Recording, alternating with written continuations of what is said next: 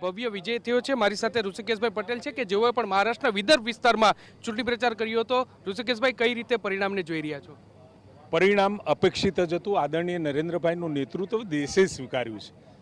જ્યારે મહારાષ્ટ્ર જેવા મોટા રાજ્યની અંદર ચૂંટણીઓ આવતી હોય એટલે એ સ્થાનિક વિકાસને અને સ્થાનિક જે દેવેન્દ્ર ફડણવીસજી ની સરકાર જે ચાલી છે એ અને ઉપરથી નરેન્દ્રભાઈ અમિતભાઈનું જે નેતૃત્વ મળ્યું એના કારણે આ એક હે તો સેફ હે, જાતિ પાતિ નહીં, બધાએ એક થઈ પોતે પોતાના રાજ્ય માટે અને દેશ માટે કામ કરો અને એ દિશામાં વિચારસરણીવાળા સાથે રહો, એ જે સંદેશો આપ્યો હતો એના કારણે ન ભૂતો ન ભવિષ્યથી ભૂતકાળમાં આપણને કદી નહોતી મળી એટલી 214 કરતાં વધારે સીટોથી યુતિની ભારતીય જનતા પાર્ટીની સરકાર બનવા જઈ રહી છે અને લગભગ 122-23 સીટ તો કેવળ 142 જેટલી સીટો પર ભારતીય જનતા પાર્ટી લડ્યું હતું, એમાંથી 123 જેટલી સીટો સાથેનો આ ભવ્ય વિજય છે। ઉદ્ધવ ઠાકરે સંજય રાઉત કહી રહ્યા છે કે આ પરિણામ છે તેમને સ્વીકાર્ય નથી, શું કહેશો?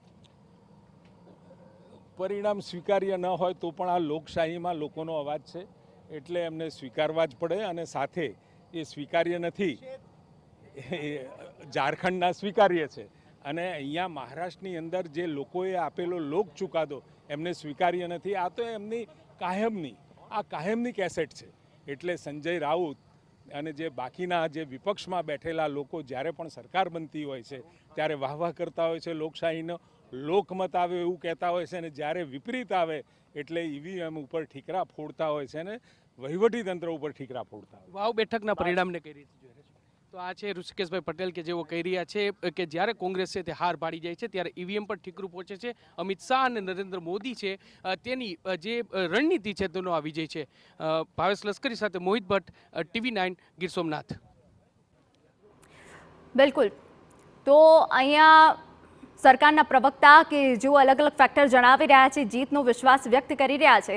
અમારી સાથે અમારા પોલિટિકલ એડિટર કિંજલ મિશ્રા પર સતત જોડાયેલા છે।